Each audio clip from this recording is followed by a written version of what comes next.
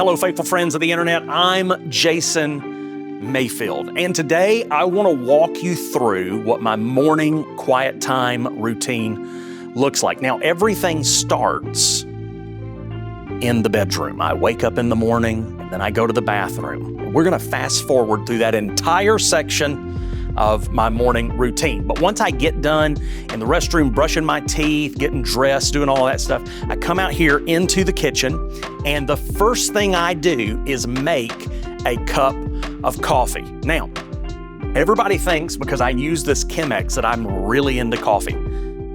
Folks, I got news for you. I could care less about coffee. I use this right here. How do you say this? Cafe Bustelo? This is what I use, okay? And the reason I use this is I like the way it tastes. And the reason I use this is because I got tired of having a Keurig out on the counter. But I am thinking, and if you use one of these, let me know your feelings. I am thinking about getting a Mocha Master coffee maker. I hear they're wonderful, and I can get it in yellow, which apparently is a thing for me now that I'm getting into. So anyway, I come out, I make a cup of coffee, put it in my yellow mug. And then once I'm done with that, I head into my office. In fact, the first words that normally come out of my mouth every morning are, Alexa, fill the kettle. Check this out. Then I can take my kettle, put it under the sink, and it puts 30 ounces of water in it exactly every day. This is excessive stuff, okay? I just want to say this is not necessary. But so I get my cup of coffee, and then I come over here into my office. I do my quiet time in my office 97% of the time. Now, this room is a joy and a frustration. Gets moved around a lot. Got to do a lot of video stuff. Literally things in every corner of this room. But what I do in the morning is I have an automatic routine setup for this Apple HomePod. I used to do this with my Alexa, but I'm doing it with my HomePod now. By the way, she's gonna talk back at some point. With my HomePod, it just plays prayer music when I walk in the morning. It's playing really soft instrumental music, and I have these lights off. In fact, I even have all my shades down. So it's totally blacked out in here, but we're not gonna do that right now because I have a feeling it would be bad for the camera. So I come in, first thing that I do is I sit down and I start going through a process that I call 27 minutes with Jesus. And 27 minutes with Jesus is really simple. You read the Bible for 15 minutes, you pray for 7 minutes, and then you worship for 5 minutes. Turn on a worship song and you worship for 5 minutes. I've got a lot of videos coming out about 27 minutes with Jesus this year, and I'll be sharing those with you on and on and on. But so what I do is I sit down and I read right here in this chair. At the moment, I'm using a Bible I'm not writing in. Now, y'all know I like to write in my Bible, but I'm reading fast, so I'm not doing that. And I'm reading the Tear Up Your Bible 90-day reading plan for 2024, which I'm really, really enjoying. I'm already halfway through, so I'm rocking and rolling on that. But I started middle of December because I had the plan before you had the plan, my friend, because I made it. I'm not only the president, but I'm a customer. I'm not only the hair club president, but I'm also a client. Listen, that's an old reference that not a lot of people are going to get. And so that's when I read. So I've been reading like this. Normally I read and I write, but when I pray, I have a prayer list in this Bible, and I like to pray using this Bible because I have a lot of notes.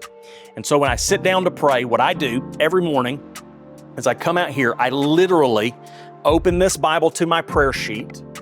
I get down on my knees and I put my face right here in the Bible. And the reason I do that is it helps me remember who I'm talking to when I'm about to ask for 400 things. So I like to be sitting here with my face down in the Bible just as a reminder. And this is how I pray. I thank God for one thing and one thing only. And it's something significant. It's something I'm actually grateful for, not some nonsense I don't care about.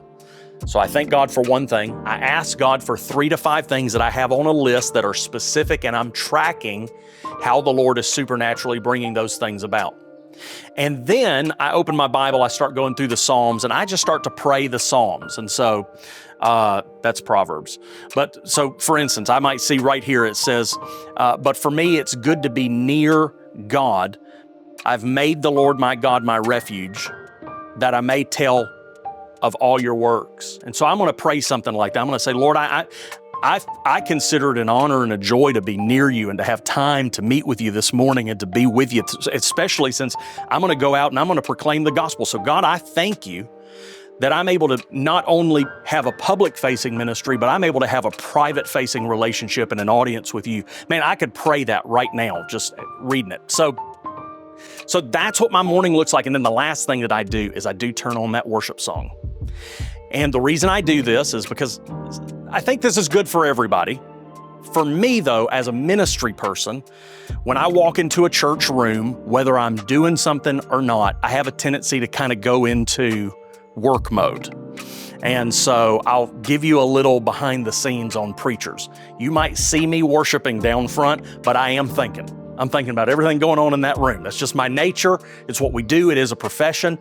And so it's important to me that every morning I come in and I play a worship song, I lift my hands and I sing to the Lord in an atmosphere that has nothing to do with all the stuff I have to manage. But for everybody else, I think it's a great way to end your prayer time because, you know, if you're not good at Bible reading and you're not good at prayer, at least you get to call in some support. You turn on that worship song, they'll help you in real strong. And then after that, I'm up doing whatever. I'm working at my desk. I'm doing all kinds of odds and ends. We've got lots of projects happening right now. I'm writing books.